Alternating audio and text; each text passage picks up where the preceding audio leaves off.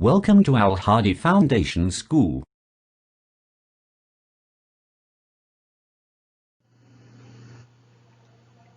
Bismillahirrahmanirrahim. Assalamu alaikum dear students.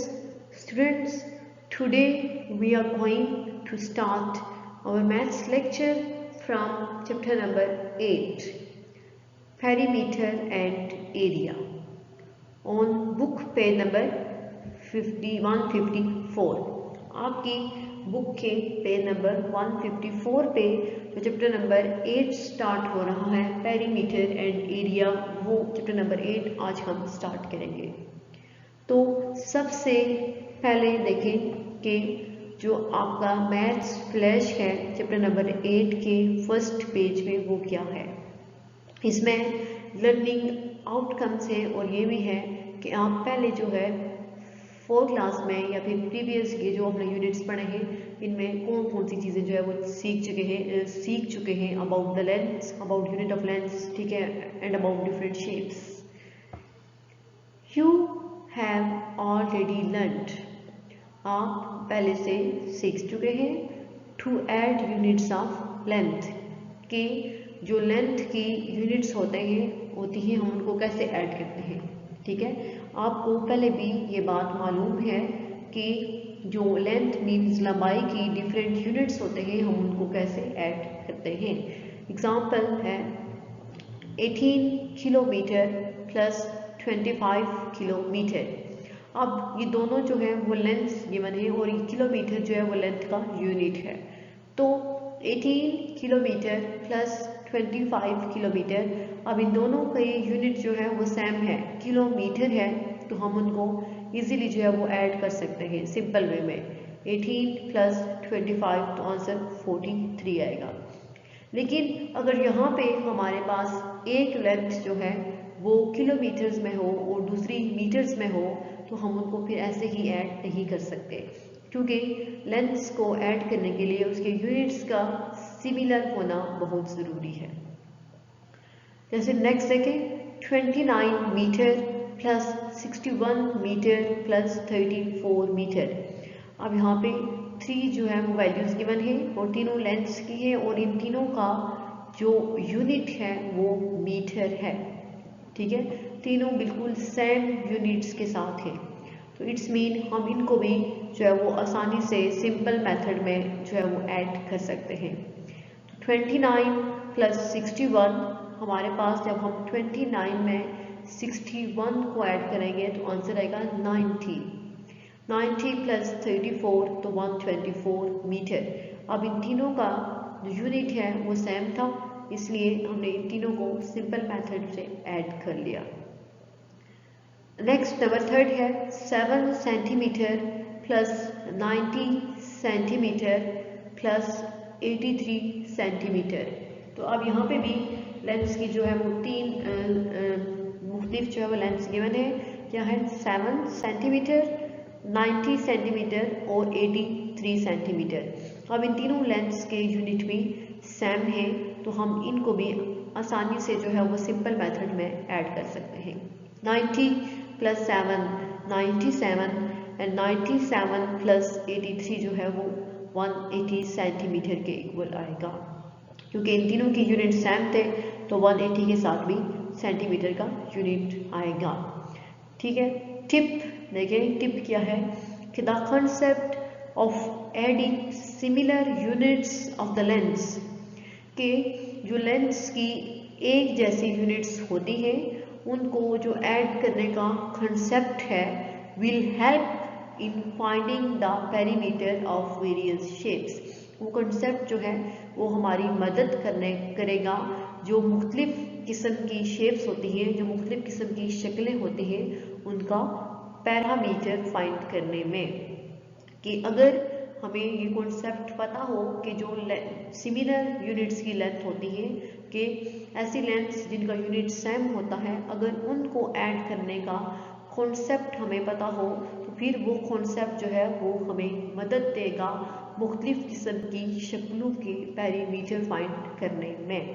तो आपको पता है कि अगर हमारे पास जो है वो 2 डिफरेंट यूनिट्स के साथ लेंस आ जाएं तो हम उनको ऐड करने से पहले उनको सिमिलर यूनिट में कन्वर्ट करते हैं और फिर वो ऐड होता है। अब नेक्स्ट है अबाउट क्लोज्ड शेप्स विथ 3 और मोर साइड्स।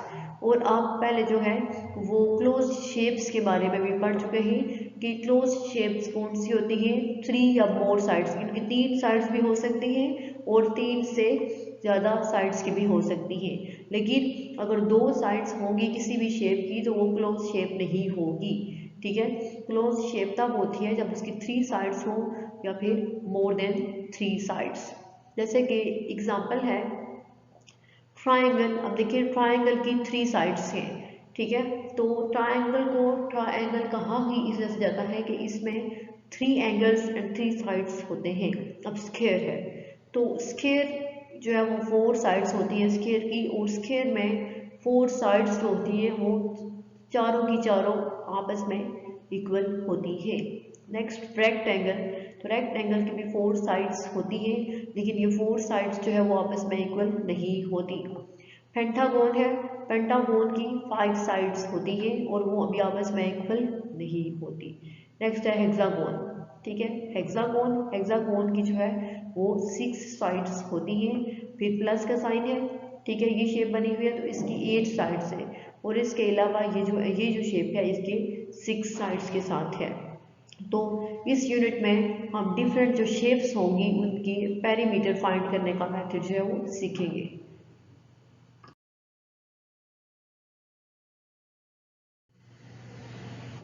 नेक्स्ट कंसेप्ट है पेरीमीटर का, कि पेरीमीटर क्या होता है और हम पेरीमीटर जो है वो कैसे फाइंड कर सकते हैं। ये आपकी बुक के पेज नंबर 155 पे कंसेप्ट गिवन है पेरीमीटर का। तो देखिए पेरीमीटर क्या होगा। Perimeter is the path surrounding the area of a closed region. कि पेरीमीटर जो है वो ऐसे पाथ को कहते हैं जो कि कोई भी एक क्लोज्ड शेप है, कोई भी क्लोज शेप है, ठीक है, उसका जितना भी सराउंडिंग एरिया होगा, कि वो क्लोज शेप जो है उसने कितने एरिया को सराउंड किया हुआ है, उस पाथ को हम पेरीमीटर कहते हैं। It is the sum of all the sides of a 2 dimensional shape. कि ये अगर हमारे पास कोई 2 डायमेंशनल शेप मीन्स कोई ऐसी शेप है जिसकी सिर्फ 2 साइड से लेंथ एंड ब्रेड्थ या लेंथ एंड विड्थ, तो ये जो उसकी दोनों साइड्स है 2 डायमेंशंस जो है उसकी सारी साइड्स के सम को पेरीमीटर कहा जाता है। जब हम किसी भी, ठीक है, शेप की साइड्स का सम करते हैं तो इट्स मीन हमने उसके सारा जो सराउंडिंग एरिया है वो फाइंड कर लिया है, इसलिए उसको ये जो सारी साइड्स का सम होता है उसको पेरीमीटर कहा जाता है। क्योंकि पेरीमीटर वो एरिया होता है जो किसी भी क्लोज्ड शेप के का सराउंडिंग एरिया होगा। ठीक है, इसलिए हम जो है वो कोई भी जो शेप है उसकी सारी साइड्स के को सम अप करके तो पेरीमीटर फाइंड कर सकते हैं। नेक्स्ट है finding the perimeter of a shape using a square grid. आप किसी भी शेप का पेरीमीटर फाइंड करने के 2 मेथड होते हैं। फर्स्ट मेथड जो हमने अभी ये मैंने जो पढ़ा है कि फर्स्ट मेथड ये है कि हम किसी शेप का पेरीमीटर स्क्वायर ग्रिड की मदद से कैसे सॉल्व कर सकते हैं या फाइंड कर सकते हैं। और सेकंड मेथड ये होता है कि finding the perimeter of a shape using the formula. तो सेकंड मेथड ये है कि डिफरेंट जो हमारे पास शेप्स होती हैं डिफरेंट साइड्स की, तो उनकी का पेरीमीटर फाइंड करने के लिए एक स्पेसिफिक फार्मूला होता है। ठीक है, जिस फार्मूला की मदद से हम उन शेप्स का पेरीमीटर फाइंड कर सकते हैं। तो आज वाले लेक्चर में हम जस्ट जो है वो किसी भी शेप का पेरीमीटर स्क्वायर ग्रिड से कैसे फाइंड आउट हो सकता है, जस्ट हम जो है ये मेथड डिस्कस करेंगे। तो देखिए क्या है, if we take a square made up of 4 small squares, कि अगर हम एक स्क्वायर लेते हैं, ठीक है, अगर हम कोई एक बड़ा स्क्वायर लेते हैं जो कि 4 छोटे स्क्वायर से मिलके बना हो, जैसे कि ये है, ठीक है, जो कि अब ये एक स्क्वायर है लेकिन इसके अंदर जो है वो 4 स्मॉल स्क्वायर्स हैं, मीन्स एक स्क्वायर जो है वो 4 स्मॉल स्क्वायर से मिलके बना है, with each side of 1 centimetre, और ये जो चारों छोटे स्क्वायर्स हैं उनकी एक साइड जो है वो 1 सेंटीमीटर के इक्वल है, ठीक है। ये जो 4 स्मॉल स्क्वायर्स हैं इनकी एक साइड जो है वो 1 सेंटीमीटर के इक्वल है, then its perimeter is 8 centimetre. तो फिर उस जो स्क्वायर होगा जो कि 4 स्मॉल स्क्वायर से मिलके बना है उसका पेरीमीटर 8 सेंटीमीटर होगा। कैसे, अब देखिए ये एक स्क्वायर है और ये 4 स्मॉल स्क्वायर से मिलके बना है, 1 2 3 एंड 4, ठीक है। तो अब ये जो देखें इसकी साइड्स कितनी बनती है, अब ये जो स्क्वायर जो 4 स्मॉल स्क्वायर्स की ये जो बाउंड्री लाइन्स हैं, सराउंडिंग जो एरिया है वो उसका पेरीमीटर होगा। तो देखिए यहाँ से स्टार्ट करते हैं, 1 2 3 4 5 6 7 एंड 8, जस्ट जो सराउंडिंग एरिया होगा उन स्क्वायर्स का वो उसका पैरामीटर जो है वो डिफाइन करेगा।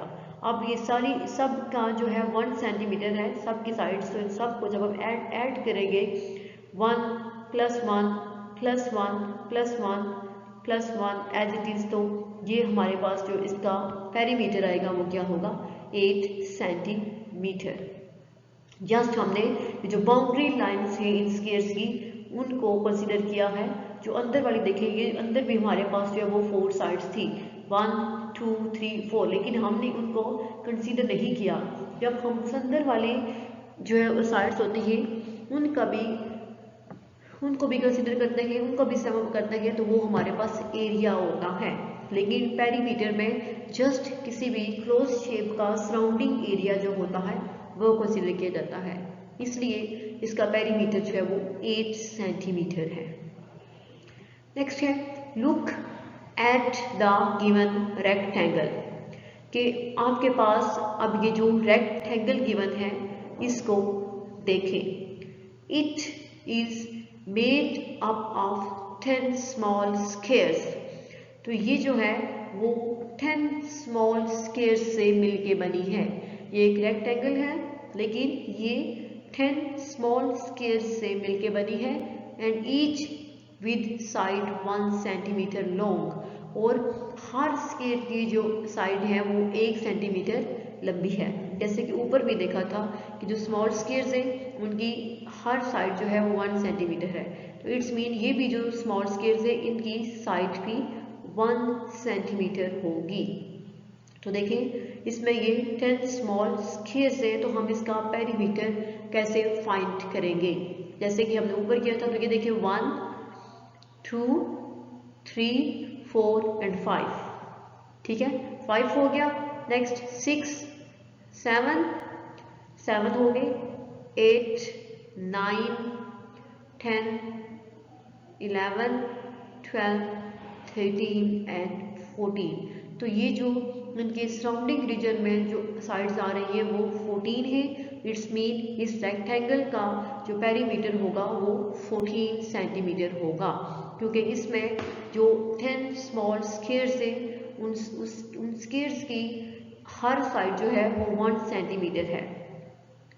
The perimeter of the rectangle is the outside boundary of the squares, कि जो रेक्टेंगल है इसका पेरीमीटर क्या होगा कि जो ये स्क्वायर्स है इनकी जो आउटसाइड यानी बाहर वाली जो बाउंड्री लाइन होगी वो उनका पेरीमीटर बताएंगी। जैसे कि मैंने अभी काउंट करके आपको बताया है कि इसका पेरीमीटर जो है वो 14 सेंटीमीटर है, क्योंकि इसमें जो बाउंड्री लाइंस पे जो स्केट्स की साइड्स आ रही हैं वो 14 है, इसलिए।